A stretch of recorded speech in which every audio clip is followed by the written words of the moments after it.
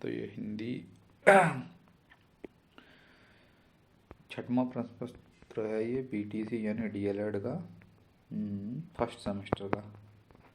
तो इसमें पूरा पेपर कराया जाएगा आपका। पहले वो विकल्प भी देख लेते हैं कंप्लीटली जो अब तक आए हुए हैं वो। तो पहला क्वेश्चन है इसका, भाषाई कौशल का सही क्रम क्या है। तो पहला है भाषाई कौशल का अगर सही क्रम की बात की जाए तो पहला होता है सुनना, सुनेगा, फिर बोलेगा, फिर पढ़ेगा, फिर लिखेगा।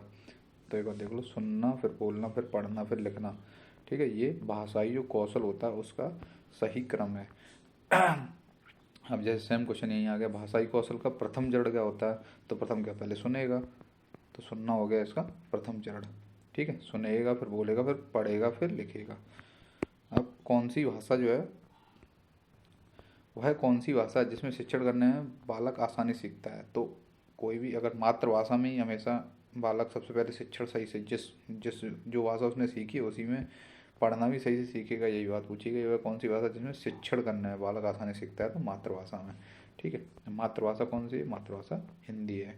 ठीक है, बालकों की जो प्रथम पाठशाला होती है वो उसका परिवार होती है, पहली पाठशाला। ये बहुत बार क्वेश्चन आया हुआ है, पहली पाठशाला क्या होता है, उसका परिवार होता है। अब जैसे हिंदी है, हिंदी का संबंध किसी लिपि से है। तो सबसे सिंपल है, देवनागरी की लिपि से हिंदी का संबंध है। हिंदी शिक्षक जब शिक्षण कार्य करता है तो उसे कराना चाहिए, क्या कराना चाहिए उसको, उसको सस्वर वाचन भी कराना चाहिए और उसको मौन वाचन। ठीक है, दोनों चीज़ें करानी चाहिए, मतलब उसको बोल के भी और मौन से भी, दोनों चीज़ों से करना चाहिए। हिंदी शिक्षक जब शिक्षण कार्य करता है तब सस्वर वाचन और मौन वाचन दोनों कराने चाहिए। आगे देख लेते हैं जो एक और,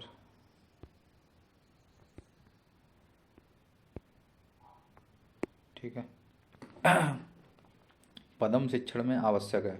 तो पदम शिक्षण में मतलब पद जो शिक्षण होता है उसमें क्या आवश्यक होता है। तो इसमें जो सस्वर वाचन होता है पद शिक्षण में वो बहुत ज़रूरी होता है, क्योंकि मौन वाचन में इसमें हो नहीं पाएगा। तो गा के कर देना, तो सस्वर वाचन इसमें ज़रूरी होता है। ठीक है, आगे देख लेते हैं। ये वाचन के बारे में दिया गया है, सस्वर वाचन ये हो गया व्यक्तिगत वाचन और सामूहिक वाचन ये हो गया। मौन वाचन में गंभीर वाचन या द्रुज वाचन, ये दो टाइप के होते हैं, आगे दिया गया है। ठीक है, आगे देख लेते हैं एक बार 9वां क्वेश्चन, जो प्राथमिक स्तर के बालकों के लिए शिक्षण के लिए आवश्यक है। तो जो प्राथमिक स्तर के बालक होते हैं उनके शिक्षण के लिए दोनों ही होते हैं, सस्वर वाचन और मौन वाचन। मतलब कोई भी बाल होगा तो बोल के और मौन वाचन दोनों ही इसके इम्पोर्टेंट होते हैं, सस्वर और मौन। ठीक है, आगे देख लेते हैं। चलिए 10वें क्वेश्चन से ये रहा।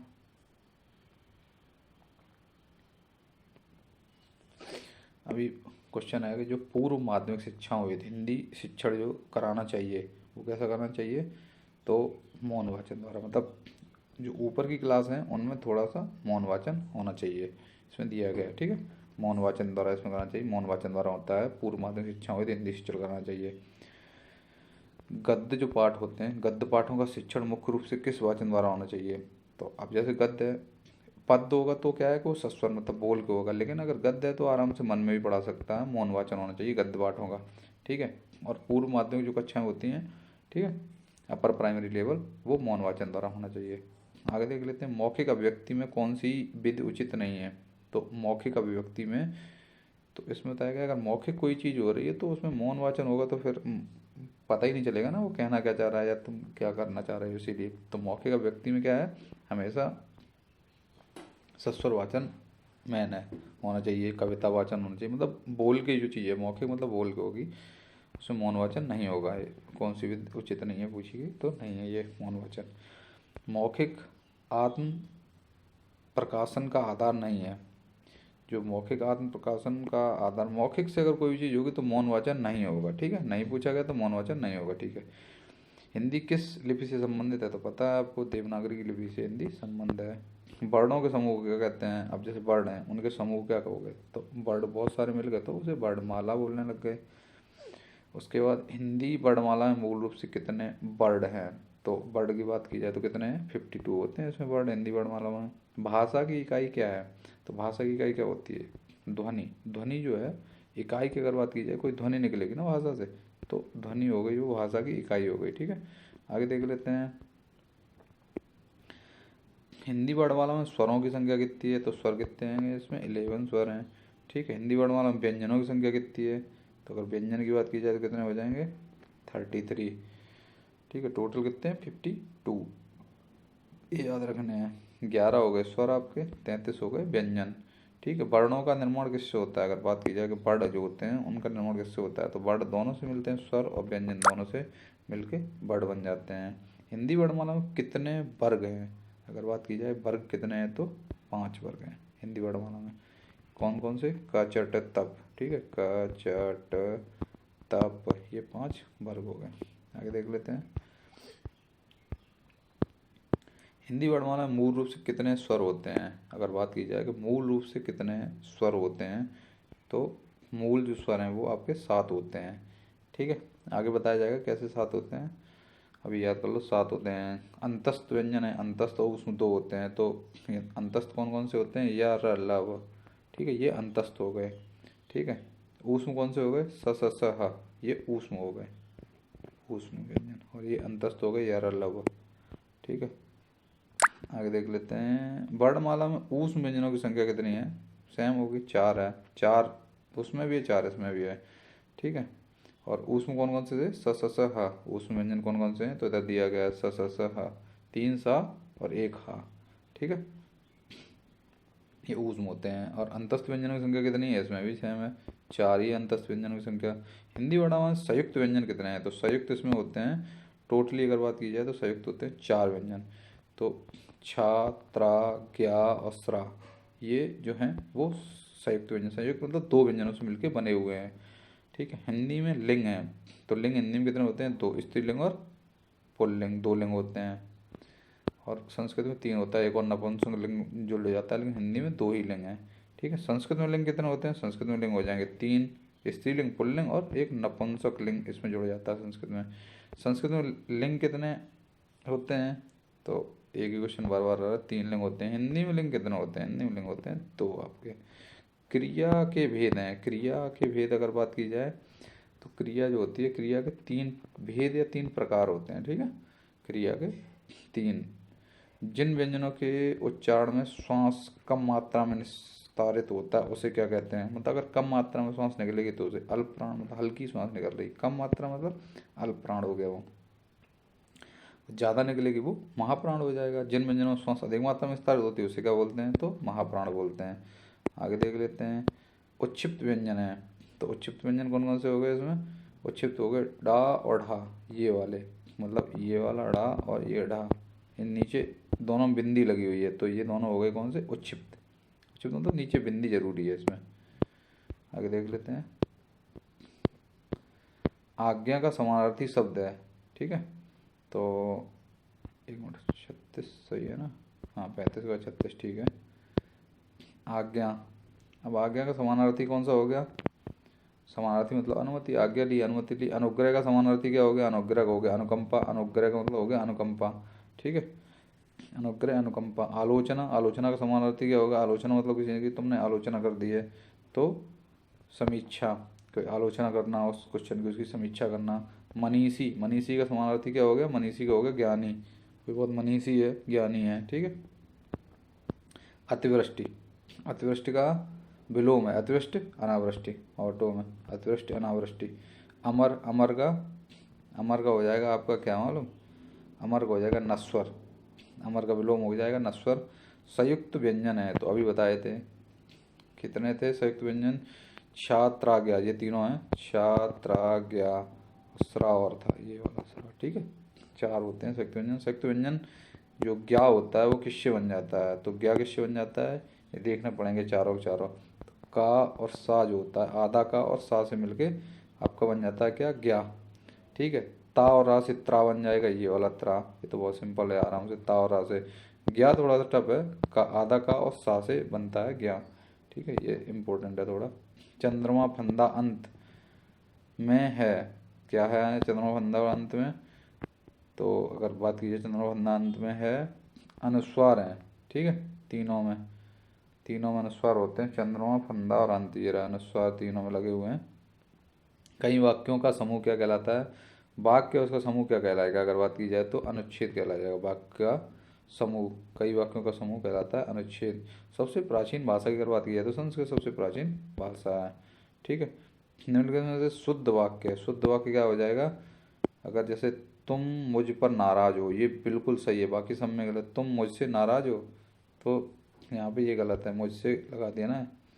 तुम हमसे, ये गलत हो गया, हम नहीं लगाए। तुम मुझ पे नाराज, ये भी गलत हो गया। तुम मुझ पर नाराज हो, ये बिल्कुल सही है। शुद्ध वाक्य का चयन करें, ऐसे इसमें है जैसे तुम चलो मेरे को, ये सब गलत हैं। तुम चलो मैं आता हूँ, ये बिल्कुल सही है। यहाँ पे तुम चलो हम आते हैं, हम गलत है। तुम चलो मैं आया रहा हूँ, ये भी गलत है। आगे देख लेते हैं 50 के बाद बहुविकल्पी में 2, ये प्रश्न पत्र 2 दूसरा प्रश्न पत्र आ गया, ये देख लेते हैं इसको भी। BTC 15 में क्वेश्चन आए थे। हास्य स्वरूप कौन सा नहीं है? हास्य की अगर बात की जाए तो इसमें आ जो है वो ह्रस्व स्वर नहीं है। आ ए ओ ये ह्रस्व हैं, ये दीर्घ होते हैं। ठीक है, ह्रस्व दीर्घ। तो आ ये बड़ा वाला आ है, ये दीर्घ है। यर अलावा अभी बताया था, यर अलावा कौन कौन से होते हैं? देखो ऊष्म कौन से होते हैं? ये सा हा ये। और यर अलावा अंतस्थ, अंतस्थ हो गई ये। ठीक है। उसके बाद द्विज, द्विज शब्द का अर्थ होता है, द्विज मतलब ब्राह्मण हो गया द्विज। ठीक है, द्विज का मतलब हो गया ब्राह्मण, द्विज ब्राह्मण बोलते हैं। लिपि विकास का प्रथम सोपान है। लिपि विकास का अगर बात की जाए तो प्रथम सोपान क्या होगा? मतलब इनमें से एक भी जो सोपान दिया गया है वो लिपि विकास का नहीं है। चित्रलिपि, अक्षर लिपि, वर्णलिपि, ये नहीं है। ठीक है, इनमें से कोई नहीं होगा। जंगल, जंगल का स्थावर हो जाएगा ऑटो में। ठीक है, जंगल का विलोम, विलोम स्थावर। अब्ज, अब्ज शब्द का अर्थ क्या होता है? अब्ज का मतलब हो गया सारे अब्ज, मतलब सारे सब सही हैं। शंख भी हो गया, कपूर भी हो गया, कमल, ये तीनों अब्ज के अर्थ हो गए। क क से म तक के व्यंजन कहलाते हैं। का से माँ तक के व्यंजन जो होते हैं स्पर्श व्यंजन कहलाते हैं। ठीक है, का से और माँ तक की जो सीरीज है उनको स्पर्श बोलते हैं। ठीक है, व्यंजन जो होते हैं वो क्या कहलाते हैं? स्पर्श व्यंजन कहलाते हैं। निम्नलिखित शब्दों में कौन सा शुद्ध है? शुद्ध की अगर बात की जाए तो जो अधीन है वो बिल्कुल सही है। ठीक है, आधीन, अधीन ये सब गलत हैं, अधीन बिल्कुल सही शब्द है। ठीक है। मॉन्टेसरी विधि का उपयोग कहते हैं। मॉन्टेसरी का जो होता है वो लेखन शिक्षण जो होता है उसमें मॉन्टेसरी विधि का उपयोग कहते हैं। आगे देख लेते हैं। उसके बाद जो छा होता है ये वाला, तो ये किससे मिल के बना होता है? तो अगर बात की जाए तो ये आधा का और सा। ठीक है, श है ना, तो ये आधा का और सा से मिल के बना होता है ये वाला, संयुक्त व्यंजन से बना होता है। पर्वत शब्द का समानार्थी पर्वत का क्या हो जाएगा? पर्वत का हो जाएगा आपका कूट। समानार्थी मतलब पर्वत का मतलब कूट। ठीक है, तो जल्दी में देखोगे तो पादप लगेगा, लेकिन पादप पौधे का हो गया, पर्वत का कूट हो जाएगा। विरोध, विरोध का क्या हो जाएगा? विरोध का अगर बात की जाए तो सहायता। विलोम पूछा है ना, विरोध करना, किसी किसी की सहायता करना। हाँ, ये क्या अभी बताए थे मैंने, ऊष्म वाले होते हैं ये, ऊष्म। ठीक है, आगे देख लेते हैं। अहि शब्द का अर्थ है, अहि का हो गया क्या? अहि को मतलब हो गया सर्प, अहि सर्प। ठीक है, स्थावर का जंगल हो गया। ठीक है, स्थावर का जंगम। आगे देख लेते हैं, स्थावर का जंगम हो गया, नहीं हो गया? शुद्ध शब्द है, शुद्ध शब्द की अगर बात की जाए, जंगम का स्थावर, स्थावर का जंगम, ये सब सही है। शुद्ध शब्द की अगर बात की जाए तो कुमुदनी, कुमुदनी जो है वो आपका बिल्कुल सही है। कुमोदिनी, ये ऐसे लिखा जाएगा। ठीक है, इस तरीके से, बाकी ये सारे गलत हैं। भाषा संसार का नादमय चित्र है, यह कथन किसका है? तो अगर ये बात की जाए तो जो है सुमित्रा नंदन पंत जो है उन्होंने ये शब्द बोला था, ये मतलब ये वाक्य हुआ था। आगे देख लेते हैं। चिन्ह, चिन्ह कौन कौन से हैं? अनुनासिक, ये ऊपर वाला ये चिन्ह जो होता है ये अनुनासिक है। ठीक है, स्वर केवल एक हैं, तो ये वाला ये अनुनासिक वाला हो गया, अनुनासिक स्वर ये वाला। ठीक है, वो ऊपर ये चंद्र बिंदी टाइप है, ये अनुनासिक इसको बोलते हैं। अनुनासिक व्यंजन 5 होते हैं। ठीक है, अनुनासिक स्वर की बात की जाए तो एक ही है। ठीक है, उसके बाद व्यंजन की अगर बात की जाए अनुनासिक में, तो नीचे जिनमें बिंदी रखी होती है, डा, जा, णा, ना, मा, ये ठीक। प्रत्येक वर्ग का अंतिम व्यंजन एक अनुनासिक है, प्रत्येक वर्ग का कचट तप है, तो ये सबके अंतिम। ठीक है। अनुस्वार चिन्ह, अनुस्वार मतलब हो गया ये वाला चिन्ह, अनुस्वार हो गया। योजक चिन्ह, ये डैश मार देते हैं, ये योजक चिन्ह। विसर्ग तो पता ही है, ये दो बिंदु विसर्ग हो गए। अनुनासिक एवं अनुस्वार के अंतर केवल इतना होता है कि अनुनासिक चंद्र बिंदु, ठीक है, चंद्र बिंदु का उदाहरण मंद होता है, और अनुस्वार का क्या होता है, अनुस्वार का जो होता है वो तीव्र होता है, जैसे फंदा, चंद्रमा, ये अनुस्वार हो गए। ठीक है। और अनुनासिक मतलब ऊपर चंद्र बिंदी अगर है तो अनुनासिक ने बोल दिया। ठीक। तो बहुत सिंपल हो गया आराम से। अनुस्वार मतलब ऊपर बिंदी, ये वाली चंद्र बिंदी टाइप हो गई ये। और ये चंद्र बिंदी अगर है तो अनुनासिक हो जाएगा, और ये नॉर्मल है खाली तो वो हो जाएगा अनुस्वार। ठीक है। हिंदी वर्णमाला का अगर देख लो तो वही है, बताया था अभी, 11 और 13, 33। ठीक है। स्वर कितने हो गए, 11, और व्यंजन हो गए 33। अब लिखना कैसे है कि स्वर और व्यंजन क्या क्या होता है, तो भाई जिनका उच्चारण बिना किसी वर्ड की सहायता से होता है, मतलब बिना वर्ड की सहायता से अगर कर दिया उच्चारण तो उसे स्वर कहते हैं, 11 संख्या है। और जिनका उच्चारण स्वरों से होता है वो व्यंजन। आगे देख लेते हैं। हिंदी के स्वर वर्ण हैं कितने हैं हिंदी के, ये रहे, टोटल 11 हैं। ठीक है। आ ए उ ए रे रे ओ औ अंगा। ठीक है। और ये रहे हस्व स्वर कौन कौन से हैं, 4 हैं हस्व, अ ए ओ रे। ठीक। दीर्घ हैं आ ई उ ए औ। देखो अब यहाँ पे कन्फ्यूजन हो जाएगा, ए है ये दीर्घ में आता है, आई भी आता है इसी में, ओ और औ ये दोनों आते हैं। ठीक है। प्लुत स्वर जो होते हैं ओ एम आई, और ये सब प्लस स्वर हैं। ठीक है। हिंदी के व्यंजन, व्यंजन की अगर बात की जाए तो 3 टाइप के, स्पर्श व्यंजन, अंतस्थ व्यंजन और ऊष्म व्यंजन। तो ये तो पता है ऊष्म कौन कौन से थे और अंतस्थ कौन कौन से थे। ठीक है। या र ल व ये हो गए। ऊष्म कौन से हो गए, स ह ये हो गए। और स्पर्श कितने हो गए, ये जो टोटली हैं ये स्पर्श व्यंजन होते हैं, जो 5 वर्ग होते हैं। ठीक है। 5 वर्ग होते हैं, ये स्पर्श व्यंजन हो गए हैं। ठीक है। तो पहला कौन सा होगा, कंठ, तालु, मूर्धा, दंत, ओष्ठ। ठीक है। कचट, तप। ठीक है। तो एक बार इनको याद रखो, कचट, तप, और यहीं से कंठ, तालु, मूर्धा, दंत, ओष्ठ। ठीक है। कंठ, तालु, मूर्धा, दंत, ओष्ठ। आगे देख लेते हैं। अब अंतस्थ का भी बताया ही था, या र ल व। ठीक है। 4 होते हैं। ऊष्म का भी बताया था, स ह। ठीक है। 4 होते हैं। संयुक्त कौन से होते हैं, क्षा, त्रा, ज्ञा और ये। ठीक है। ये 4 होते हैं। उसके बाद विलोम शब्द देख लेते हैं एक बार, किसका किसका क्या विलोम है। तो जैसे आस्तिक का नास्तिक हो गया, आस्तिक नास्तिक। सार्थक का हो गया निरर्थक, सार्थक का निरर्थक हो गया संभव, संभव का हो गया असंभव। दुराचार का हो गया सदाचार, दुराचार का क्या हो जाएगा सदाचार। आकर्षण का क्या हो जाएगा विकर्षण, आकर्षण का क्या हो जाएगा विकर्षण। ईश्वर का क्या हो जाएगा अनीश्वर, ईश्वर का क्या हो जाएगा अनीश्वर। जय का क्या हो जाएगा पराजय। ठीक है। अब अधुनातन, अधुनातन का हो जाएगा पुरातन, अधुनातन का क्या हो जाएगा पुरातन। अमावस्या का हो जाएगा पूर्णिमा। भोगी का क्या हो जाएगा योगी, भोगी क्या हो जाएगा योगी। कीर्ति, कीर्ति का क्या हो जाएगा अपकीर्ति। उसके बाद निष्काम, निष्काम का क्या हो जाएगा सकाम। उसके बाद भौतिक, भौतिक क्या हो जाएगा आध्यात्मिक। ठीक है। भौतिक का क्या हो जाएगा आध्यात्मिक। आगे देख लेते हैं। विश्लेषण, विश्लेषण का क्या हो जाएगा संश्लेषण। विवेक का क्या हो जाएगा अविवेकी। ठीक है। उसके बाद ईश्वर का क्या हो जाएगा अनीश्वर। उसके बाद जय का क्या हो जाएगा पराजय, और अनभिज्ञ का क्या हो जाएगा, अनभिज्ञ का हो जाएगा अभिज्ञ। ठीक है। अनभिज्ञ का क्या हो जाएगा अभिज्ञ। ठीक। और आगे देख लेते हैं, आगे भी विलोम ही है, थोड़े से बचे हैं। उसके बाद असीम का क्या हो जाएगा ससीम, असीम का ससीम। अति का हो जाएगा अल्प, अति अल्प। अनिवार्य का वैकल्पिक, अनिवार्य का वैकल्पिक। अतिवृष्टि का अनावृष्टि। प्रधान का हो जाएगा गौड़, प्रधान का गौड़। क्रस, जैसे ये है क्रस, क्रस का क्या हो जाएगा बलिष्ठ, ये इंपॉर्टेंट है, क्रस का बलिष्ठ। ठीक है। आलोक, आलोक का क्या हो जाएगा तम, आलोक का तम काफ़ी इंपॉर्टेंट है, आलोक का तम। शाश्वत का हो जाएगा क्षणिक। अपेक्षा क्या हो जाएगा उपेक्षा। ठीक है। उसके बाद आगे देख लेते हैं। उसके बाद जैसे यहाँ पे दिया गया अनुलोम का क्या हो जाएगा प्रतिलोम है। अक्षुण का क्या हो जाएगा क्षण, क्षुड़। ठीक। अथ का इति इंपॉर्टेंट है ये बहुत, अथ का इति। आगे देख लेते हैं। स्वतंत्र, स्वतंत्र का क्या हो जाएगा परतंत्र, स्वतंत्र का क्या हो जाएगा परतंत्र। स्याह का क्या हो जाएगा सफ़ेद, जैसे स्याह, स्याह का क्या हो जाएगा सफ़ेद। स्वजाति का क्या हो जाएगा विजाति। सौम्य का क्या हो जाएगा उग्र। ठीक है। तेजस्वी का क्या हो जाएगा निस्तेज। सठता का क्या हो जाएगा सज्जनता। साहचर्य का क्या हो जाएगा पृथक्करण।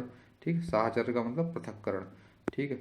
उसके बाद आगे देख लेते हैं समावेश। समावेश का हो जाएगा अनावेश, समावेश, अनावेश, अतरंग, बहिरंग, ऐश्वर्य, ऐश्वर्य मतलब अनैश्वर्य, छली मतलब निष्कपट, अनुरवत की अगर हो जाएगा तो अनुरक्त है, ये अनुरक्त का हो जाएगा विरक्त, अनुरक्त का विरक्त, ठीक है। सात्विक, सात्विक की अगर बात की जाए तो तामसिक, तामसिक भोजन खाता है, सात्विक भोजन खाता है तो तामसिक या सात्विक, ठीक है। वर्तनी संबंधी अगर त्रुटि की बात की जाए तो वर्तनी में क्या क्या, वर्तनी बहुत इंपॉर्टेंट है और इनको प्रैक्टिस करनी पड़ेगी लिख के।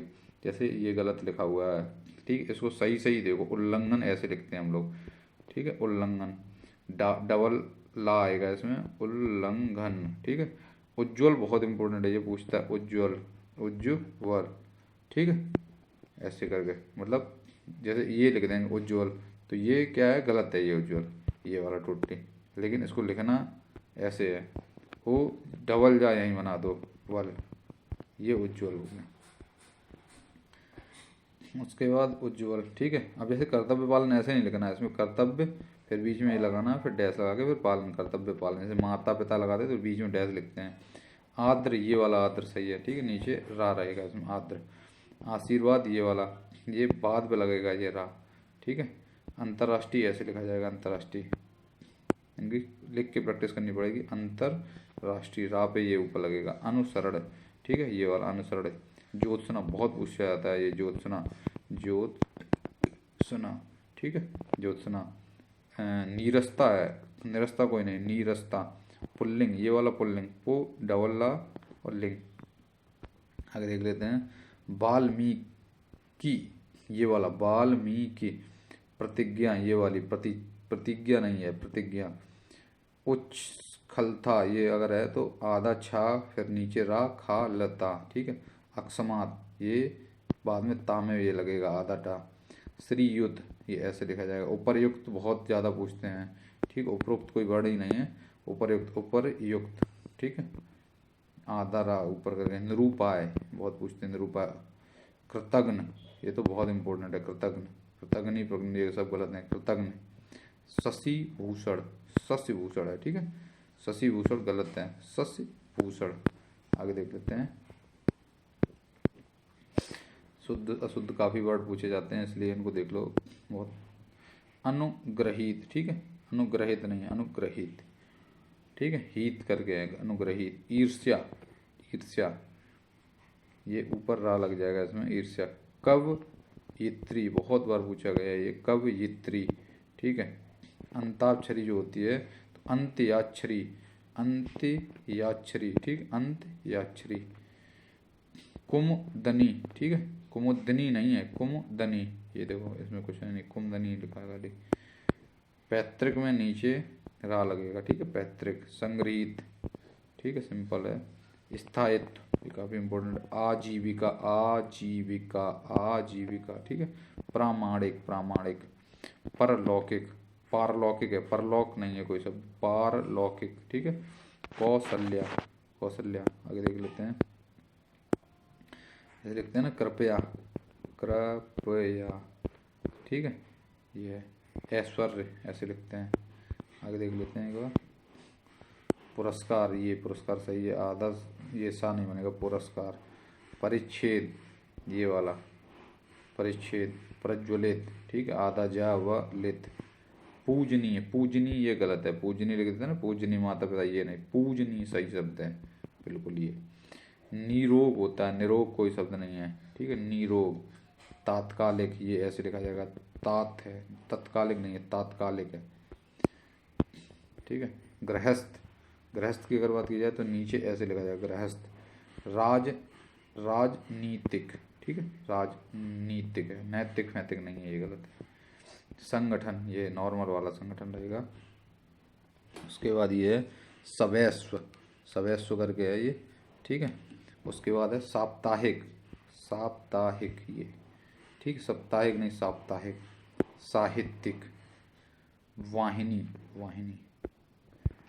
आगे देख लेते हैं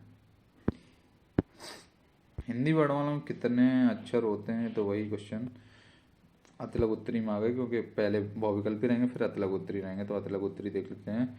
हिंदी वर्णमाला में कितने अक्षर होते हैं, वर्ड होते हैं, तो वही 52 होते हैं टोटल, 11 और 33 करके, ठीक है। अब कितने स्वर होते हैं तो 11 होते हैं, कितने व्यंजन होते हैं 33 होते हैं। अब जो वर्ड या अक्षर किसे कहते हैं, तो बिल्कुल सिंपल, वे जिसको खंड खंड न किया जा सके, यानी ऑलरेडी वर्ड है तो उन्हें खंड क्या करोगे, अखंड मूल ध्वनि ही वर्ड है। मतलब जो मूल ध्वनि है अखंड की, बिना अखंड, अखंड मूल ध्वनि जो होते हैं वो वर्ड होते हैं। ठीक है, जो मूल ध्वनि उनकी होती है। वर्णमाला किसे कहते हैं, वर्णों के समूह को वर्णमाला कहते हैं। ठीक है। ध्वनि किसे कहते हैं, भाषा की जो इकाई होती है उसे ध्वनि कहते हैं। एमसीक्यू में भी आया हुआ था, बहुत बार पूछा गया है तो इम्पोर्टेंट है। ध्वनि किसे कहते हैं, भाषा की इकाई को ध्वनि कहते हैं। हिंदी का जो लिपि का नाम देवनागरी लिपि है, आगे देख लेते हैं। स्वर किसे कहते हैं, स्वर मतलब जिनमें वे वर्ड जिनके उच्चारण के लिए किसी दूसरे वर्ड की सहायता की आवश्यकता नहीं होती, स्वर कहलाते हैं। और व्यंजन जिनमें स्वरों की आवश्यकता होती है, जे वर्ड जिनके उच्चारण के लिए किसी की सहायता से किया जाता है जिनका उच्चारण, उन्हें व्यंजन कहते हैं। ठीक है, और इनमें कोई किसी की सहायता की जरूरत नहीं होती है। अब जैसे ये सेम पूछ लिया गया, फिर यहाँ पे छा किन वर्णों के योग से बनता है, तो का और सा, मतलब छा है ना ये वाला। तो अब जैसे अंग्रेजी में भी इसको क्या बोलोगे, के एस एच लिखते हैं ना, तो के हो गया। देखो यहाँ पे बिल्कुल अंग्रेजी और हिंदी वाला बिल्कुल सेम आ रहा था। के मतलब का हो गया, आधा का, और सा मतलब पूरा वाला, ये वाला सा। ठीक, तो का और सा को शा ऐसे करके। त्रा, तो जैसे त्रा यहाँ हो गया, तो त्रा को टी आर ए टाइप करते हैं ना, तो टा और रा, त्रा हो गया। संयुक्त व्यंजन ज्ञा, ज्ञा क्या हो गया, ज्ञा को ऐसे लिखते हैं ना, ज्ञान टाइप। ठीक है, तो ये एन, तो यहाँ पे इनने यही किया है। जे और चूली वाली ये रहती है, जे और चूली वाली है। ठीक है, दोनों को जोड़ दोगे तो क्या हो जाएगा। अभी जैसे ये चिन्ह ऊपर वाला अभी बताया था, जो खाली एक चिन्ह होगा तो अनुस्वार हो जाएगा, और ये पूरा हो जाएगा तो क्या हो जाएगा, चंद्र बिंदु हो जाएगा ये। ठीक है, चंद्र बिंदु। अतिवृष्टि का अनावृष्टि, विलोम, सिंपल है बिल्कुल। आगे देख लेते हैं। अर्वाचीन का प्राचीन, फटाफट कर देते हैं। अर्वाचीन का प्राचीन, अतरंग का बहिरंग, अधम का उत्तम। ठीक है, अवलंब का निरालंब। आगे देख लेते हैं। आरोहण का अवरोहण, आरोहण का अवरोहण। उद्दत का विनत, बहुत सिंपल है। कृतज्ञ का कृतज्ञ, कृतज्ञ का कृतज्ञ। ठीक है, कृतज्ञ कृतज्ञ। उत्कर्ष का अपकर्ष, उत्कर्ष का अपकर्ष। रात का तुकांत शब्द बताइए, तो रात का अगर तुकांत की बात की जाए, बात सात पात, ये सब जो मिलते हैं तुकांत, मतलब सेम पीछे वाला जो मिले, बात सात पात, ये सब तुकांत हो गए। आना, आना मतलब आना जाना, खाना पाना, ये सब हो गए। कल का तुकांत क्या हो जाएगा, जल कल नल पल, ये सब हो गए। ठीक है। कब, कब का मतलब हो गया जब सब अब, ये सब पीछे वाला मतलब सेम मिलना चाहिए तुकांत। अपना, अपना का अपना, सपना जपना नपना। ठीक है ना, अपना, ये सब हो गए। सीखने में ध्यान रखने योग्य कौन कौन सी जो होती हैं चीज़ें, तो 4-5 चीज़ें होती हैं सीखने के ध्यान में देखने के लिए। क्या क्या होता है एक बार देख लेते हैं सही से। जिसमें बैठने का ढंग, क्लियर बैठना होना चाहिए। आँखों से कागज़ की दूरी बिल्कुल सही होनी चाहिए। कि जो कलम पकड़ने की विधि है बिल्कुल एग्जैक्ट होनी चाहिए। उसके बाद अक्षर की जो सुडौलता है वो बिल्कुल सही होनी चाहिए। और अभ्यास, 5 चीज़ें इंपॉर्टेंट होती हैं। पहला, बैठने का ढंग, सही तरीके से बैठना है। फिर आँखों से कागज़ की दूरी होनी चाहिए। फिर कलम पकड़ने की विधि, अक्षर की सुडौलता और अभ्यास, ये चीज़ें होती हैं। कीर्ति का, कीर्ति होता है खंडन का होता है मंडन। ठीक है, कीर्ति का कीर्ति, खंडन का मंडन। तृष्णा, तृष्णा का होता है यहाँ तो, तृष्णा का वितृष्णा भी होता है, तृष्णा वितृष्णा। ठीक है, तृप्ति लिख दिया है यहाँ पे, तृष्णा का तृप्ति। ठीक है, परोक्ष का प्रत्यक्ष। ठीक है, परोक्ष का प्रत्यक्ष। आगे देख लेते हैं। उसके बाद लघुत्तरी सीधे सीधे आ गए हैं, तो लघुत्तरी का बाद में देखेंगे लघुत्तरी को।